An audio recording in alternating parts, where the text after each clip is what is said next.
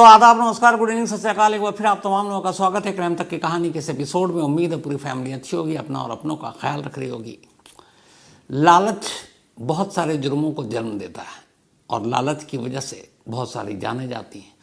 लालच की वजह से बहुत सारे लोग अलग अलग क्राइम के शिकार होते हैं, लेकिन अफसोस उसके बावजूद हम इंसान लालच को नहीं छोड़ते। हालांकि बड़े बुजुर्गों ने कहा है कि जो कुछ है, जितना है, उसमें सब्र करो, खुशहाल रहो, खुशी से रहो। लेकिन लालच का मतलब यही है कि आपकी ख्वाहिशें इतनी हो जाती हैं कि फिर उसे पूरी करने के चक्कर में आप पता नहीं क्या क्या कर बैठते हैं। बड़ा खूबसूरत इस पर शेर है एक कि हज़ारों ख्वाहिशें ऐसी कि हर ख्वाहिश पे दम निकले, बहुत निकले मेरे अरमान फिर भी कम निकले। तो वही आप एक ख्वाहिश पूरी कीजिए, दूसरी जन्म ले लेती है। और ज़िंदगी का ये एकदम एक फ़लसफ़ा है। धीरे धीरे धीरे आपकी ख्वाहिशें बढ़ती जाएंगी, कभी ख़त्म नहीं होंगी।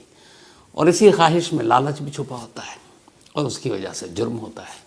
ये सारी चीज़ें इसलिए बताई कि आज की जो कहानी है, ये कहानी लगभग 21 साल पुरानी है और इस कहानी की जड़ में ही लालच है। और इस लालच की वजह से क्या कुछ हुआ, पेश है आपके सामने। बात 20 दिसंबर 2003 की है, 20 दिसंबर 2003। मुंबई से करीब 500 किलोमीटर दूर एक जगह है, सिंधु दुर्ग डिस्ट्रिक्ट। और इसी सिंधु दुर्ग डिस्ट्रिक्ट में एक फॉरेस्ट एरिया है, वहाँ खेती की भी ज़मीन है, नांदोस। तो नांदोस जिस एरिया या इलाके में पड़ता था सिंधु दुर्ग में, तो सिंधु दुर्ग के एसएसपी के पास 20 दिसंबर 2003 को दोपहर को एक कॉल आता है। फ़ोन करने वाला अपना नाम नहीं बताता है, बट वो फ़ोन करता है थाने में और कहता है मुझे एसपी साहब से बात करनी है। तो एसपी साहब को फ़ोन दिया जाता है, वो पूछते हैं हाँ भाई क्या है। तो कहता साहब मैं अपना नाम पता नहीं बताऊंगा, लेकिन आपको एक जानकारी देना चाहता हूँ और मैंने आपको एक लेटर भी भेजा है, और वो ये कि नांदोस के जंगलों में लाशें पड़ी हुई हैं बोरियों में। आप पुलिस की टीम को भेजिए और आपको वो लाशें मिल जाएंगी। इतना कहते ही उसने फ़ोन रख दिया। अब एसपी साहब ने कहा कि मेरे नाम पे या फिर पुलिस डिपार्टमेंट के नाम पे कुछ गुमनाम लेटर हैं तो देखो। ढूंढा गया तो एक ख़त भी मिला जिस पे कोई नाम नहीं भेजने वाले का, और उस लेटर में भी सेम यही बात कि नांदोस के पहाड़ी इलाके और जंगल में बोरियों में कुछ लाशें पड़ी हैं, जाकर ढूंढेंगे तो मिल जाएगी। बस इतनी सी बात थी। अब फ़ोन आया पहले एसपी को और फिर एक लेटर, और दोनों में एक ही चीज़। एसपी साहब थोड़े मतलब फ़र्ज को लेकर ज़्यादा चौकन्ने थे। उन्होंने कहा अब गलत हो या मजाक हो उसको छोड़ो, लेकिन एक जगह वहाँ पर जहाँ बताया वहाँ जाकर चेक करते हैं। तो उन्होंने पहले तो पुलिस वालों को कहा कि जाओ जाकर देखो। फिर उन्होंने कहा कुछ गाँव वालों को साथ ले लो, वो सही बताएंगे लोकेशन। तो पुलिस की टीम 21 दिसंबर को, क्योंकि 20 दिसंबर की ये बात दोपहर के बाद की है, तब तक वहाँ से भेजना, शाम अंधेरे में जंगलों में जाकर ढूंढना मुश्किल था। 21 दिसंबर की सुबह पुलिस की एक टीम, सर्च टीम, कुछ गांव वालों को लेती है जो नांदोस के जंगलों में के पास करीब रहा करती थी, जिनकी वहाँ पे खेती बाड़ी थी। और वो पहुँच जाते हैं अब नांदोस के जंगलों में। तलाश शुरू होती है। कई घंटे बीतते हैं, कुछ नहीं मिलता। वो इधर उधर भटकते रहते हैं। भटकते आखिरकार एक जगह पर उन्हें कुछ बोरियां दिखाई देती हैं। वो जब उन बोरियों को देखते हैं, करीब जाते हैं, तो उस पर खून के निशान थे। इधर जानकारी थी कि लाशें पड़ी हैं, दिमाग में वो बात चल रही है, इधर बोरियां सामने। उन बोरियों को खोला गया। बोरियों में सचमुच लाशें थी। ऐसी कुल 7 बोरियां वहाँ पर थोड़ी थोड़ी दूरी पर पड़ी हुई थी, और उन 7 के 7 बोरियों में 7 लाशें थी। अब पुलिस को लगा कि ये तो खबर सही है, और उन लाशों को देखकर लग रहा था कि ये काफ़ी वक्त हो गया, क्योंकि अब वो लाश के नाम पे कंकाल ही बची थी। लेकिन फिर भी उस बोरी के साथ, उस कंकाल के साथ जो चीज़ें मिली, उसमें कुछ जो मरने वाले ने कपड़े पहने थे, कुछ कपड़े चिपके हुए, कुछ जो पैंट के बेल्ट के बकल थे, कुछ हुक थे। इसके अलावा एक खून से सनी हुई डायरी थी, टूटा हुआ ब्रीफकेस था, बस यही सारी चीज़ें, और लाश पहचाने जाने लायक नहीं, क्योंकि वो लगता था कि बहुत पुरानी लाशें हैं, बहुत पहले इन लोगों को मारा गया है। तो अब जो है इन लाशों के बारे में एसपी साहब को खबर दी गई है। एसपी साहब 7 लाशें, बड़ा मामला। फौरन पुलिस की टीम पहुंची और कहा गया कि फिर और सर्च करो, क्या पता और लाशें हों। अब पुलिस ने और सर्च करना शुरू किया। 22 दिसंबर 2003 को फिर एक टीम जंगल की तरफ गई। जब वो गई तो कुछ दूरी पर उन्हें 2 और बोरियां मिली। अब उन 2 बोरियों में भी 2 लाशें, लाशों की हालत वैसी ही।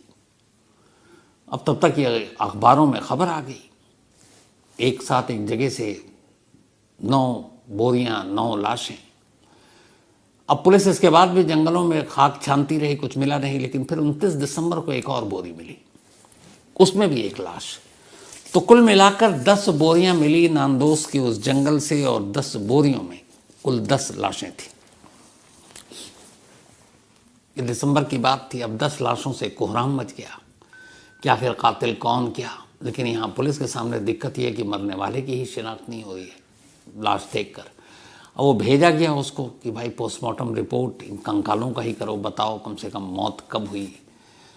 फिर उनके सैंपल लिए गए, सुपर इम्पोजिशन के ज़रिए कुछ कंकाल ऐसे थे जिनके सर गायब थे, तो वो सारी चीज़ें, फॉरेंसिक की टीम लग गई। इधर नांदोस के एसएसपी ने पूरे महाराष्ट्र में जितने भी मिसिंग पर्सन थे उसके बारे में रिपोर्ट मंगानी शुरू कर दी, और पूरे हर थाने के, महाराष्ट्र के हर डिस्ट्रिक्ट में भेजा गया कि भाई अगर कुछ लोग मिसिंग हैं। उन 10 कंकालों में से 2 कंकाल को देखकर लग गया था कि ये बच्चों की लाशें, 2 महिलाओं की थी और बाकी 6 पुरुष थे। अब तफ्तीश शुरू हुई, कोई सुराग नहीं मिल रहा है, मरने वाले की शिनाख्त नहीं हो रही है। बट धीरे धीरे ये पुलिस की मेहनत रंग लाई। जब मिसिंग कंप्लेंट और सारे थानों को भेजा गया तो फिर कुछ थानों से नांदोस पुलिस को वापस रिपोर्ट मिली। कहा गया साहब कुछ लोग आए हैं और कुछ मिसिंग लोग हैं और वो गायब है, और उनको गायब हुए करीब करीब 2 महीने से ज़्यादा हो चुका है। जो सारे केस थे वो अक्टूबर के थे, अक्टूबर में ही गायब हुए थे अलग अलग इलाकों से। पता चला कि कौन है वो अक्टूबर से गायब हुआ, तो पता चला कि, और सितंबर में भी। तो उन लोगों के बारे में पूरी लिस्ट निकाली गई जो गायब हैं। अब उनमें से जो मैच कर रहा था तारीख, मिसिंग, और यहाँ जब बॉडी मिली, इस दौरान में पोस्टमार्टम रिपोर्ट आई कि ये मौत करीब 2 महीने के आसपास या उससे पुरानी है, बल्कि 3 महीने भी हो सकता है। तो ऐसे लोग जो 2-3 महीने से गायब थे, और उनकी तादाद कितनी थी, जब वो मैच किया गया तो फिर पुलिस ने उन लोगों के डीएनए सैंपल लिए और इन लाशों के साथ उन सैंपल का मिलान कराया। इत्तेफाक से कुछ के सैंपल मिल गए, फिर धीरे धीरे बाकी लोगों से मिलान किया रहा। इसमें काफ़ी वक्त लगा, लेकिन आखिरकार 10 के 10 जो बोरियों में लाशें मिली थी उन सब का मिलान हो गया। अब जो सारी चीज़ें मिलान हुई तो पता चला कि इनमें जो 2 लोग थे, एक का नाम था शंकर सरागे, ये गोरे गांव के रहने वाले थे, और दूसरे हेमंत ठकारे, ये रत्नागिरी के थे। ये दोनों अपने घरों से निकले थे और उसके बाद कभी लौटे नहीं। ये 2 वो लोग थे जिनकी लाश मिली थी। इसके बाद पता चला कि अक्टूबर में 4 लोग पुणे से निकले थे। इनमें से एक जिनका नाम विजयानीश दुधे, दूसरे का दादा साहब चौहान, तीसरे का संजय गवारे, और फिर एक विनायक। तो विनायक जो था वो विसल बदलापुर का था। तो ये चारों एक साथ निकले थे और ये भी गायब थे। 14 नवंबर को एक ही परिवार के 4 और लोग वाशी से निकले थे, और इनमें एक कपल पति पत्नी थे, केरू भाई और अनीता, और उनके 2 माइनर बच्चे थे छोटे। तो एक पुणे से 4 लोग, वाशी से 4 लोग, इसके अलावा रत्नागिरी से और गोरेगांव से, ये कुल 10 लोग थे। अब पुलिस ने कहा कि ये 10 लोग 10 अलग अलग मतलब जगहों से एक तरह से आए। कोई पुणे का है, कोई वाशी का है, कोई रत्नागिरी का है।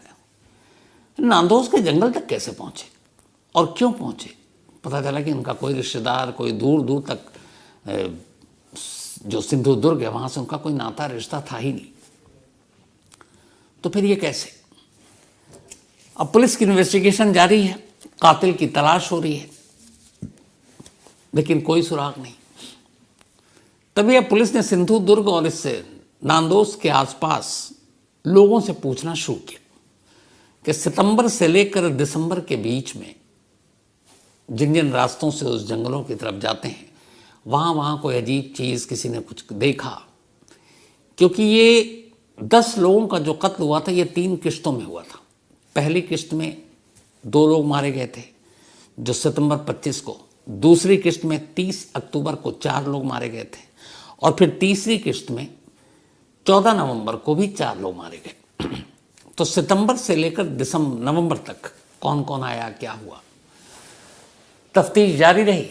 पुलिस को कुछ पता नहीं चल रहा है। इसी दौरान फिर एक जैसे गुमनाम लेटर और फोन आया था, एक टिप मिला जो नांदोस पुलिस है।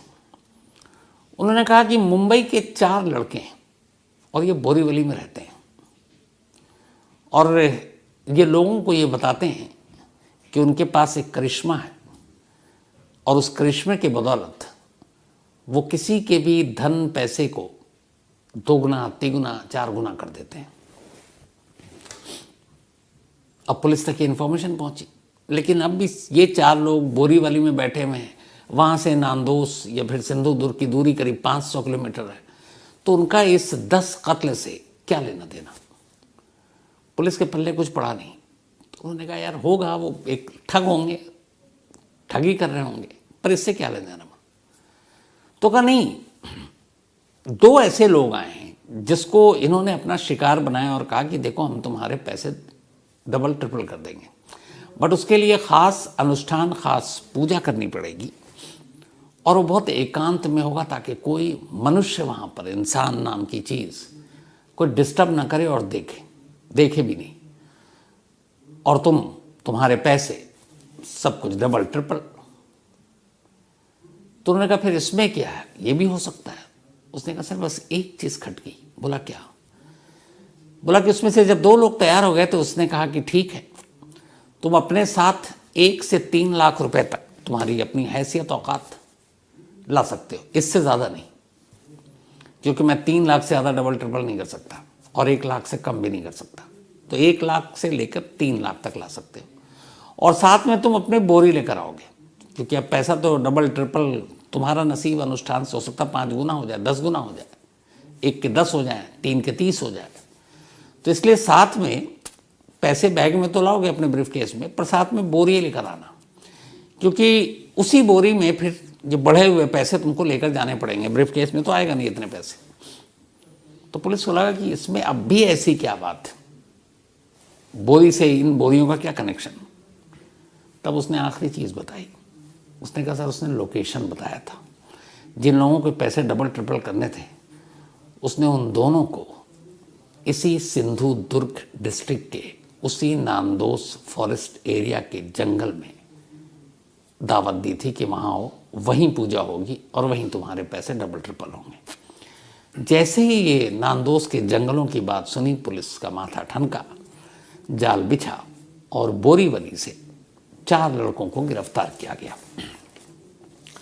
अब जब इन 4 को गिरफ्तार किया गया तो फिर इनसे पूछताछ हुई। जब इनसे पूछताछ हुई तो फिर पूरी कहानी सामने आई। ये जो 4 लड़के थे, इनका नाम था संतोष मनोहर चौहान, अमित अशोक शिंदे, योगेश मधुकर चौहान और महेश धानाजी शिंदे। ये चारों दोस्त थे, बोरीवली में रहते थे, मुंबई के। इनमें से एक ऑटो चलाता था, एक कैंटीन में मैनेजर था, 2 छोटे मोटे और काम करते थे। सभी को पैसे चाहिए और सभी की उम्र 25 से 27 साल के दरमियान, बिल्कुल यंग, और इनका कोई क्रिमिनल बैकग्राउंड नहीं। इन सभी ने कहा कि जल्द अमीर बनना है। अमीर बनने के क्या तरीके हैं? फिर उन्होंने बहुत इधर उधर देखा, फिर उन्हें लगा कि यार ये जो बाबा लोग हैं ये बहुत पैसे कमाते हैं, इतने भक्त आते हैं ये, अब बाबा तो ये बन नहीं सकते थे। तो उन्होंने कुछ ऐसा करते हैं जिसमें लोग जल्दी भरोसा करते हैं, जल्दी झांसे में फंस सकते हैं। तो उन्होंने कहा कि चलो लोगों को लूटते हैं और ऐसे लूटते हैं कि उनके पैसे डबल ट्रिपल 5 गुना 10 गुना तक कर देंगे और अपने पास पैसे आ जाएंगे। तो शुरुआत में ये था कि लोगों को लूट कर निकल लेंगे, लेकिन इन्हें लगा कि एक बार चेहरा वेहरा देख लेगा तो फिर कौन छोड़ेगा, तो पकड़े जाएंगे। तब इन्होंने फिर कहा कि नहीं, लूटना भी है और सबूत भी ख़त्म करना है। अब इसके बाद इन्होंने पूरी तैयारी की। सबसे पहले ये मुंबई में ही अपने ऐसे कुछ टारगेट को चुनते जिनके बारे में इन्हें पता चलता था कि ये अंधविश्वासी है, ये लालची है और इसके पास ठीक ठाक पैसे हैं। फिर वो उसको भरोसा जीतता कुछ अपने जादू मंत्र दिखाकर। फिर कहता कि देखो हमारे पास एक करिश्मा है, एक शक्ति है, तुम्हारे पैसे डबल ट्रिपल कर देंगे, हमारी इस कोई मोह माया नहीं, ऊपर वाले ने शक्ति दी है तो भलाई करूँगा। और कुछ वो कर देता अपने जादू मंत्र के थ्रू वहाँ पे छोटी मोटी चीज़ें, और वो दे भी देता। सपोज 500 है, उसको 1000 रुपये पकड़ा जाता, वो भी फ्री में 500 एक्स्ट्रा। यहीं पे वो लालच का पहला शिकार होता। उसका जब वो उसके शिकंजे में आ जाता तब उससे कहता कि देखो मेरी हैसियत है, ऊपर वाले ने जो शक्ति दी है वो ये दी कि मैं 1 से 3 लाख को ही डबल ट्रिपल या 5 तुम्हारा नसीब कर सकता हूँ, इससे ज़्यादा रकम नहीं कर सकता एक बार में। अब सामने वाला तैयार हो गया। फिर ये उससे कहता कि ठीक है, अब तुम्हें जैसा जैसा कहूँगा तुम वैसा वैसा करना। इसके बाद ये सबसे पहले अपने शिकार को एक जगह बताता कि तुम्हें वहाँ आना है। जगह बताने के बाद ये उसके लिए खुद बस के टिकट करवाता, कभी किसी को वैसे नहीं बुलाया। तो पब्लिक ट्रांसपोर्ट की बस से ये उनकी टिकट बुक कराता, लेकिन कभी उनके असली नाम से नहीं कराता।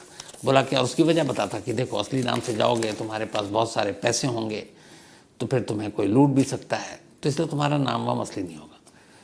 तो स्टेट ट्रांसपोर्ट की बस से उनके टिकट कराता फेक।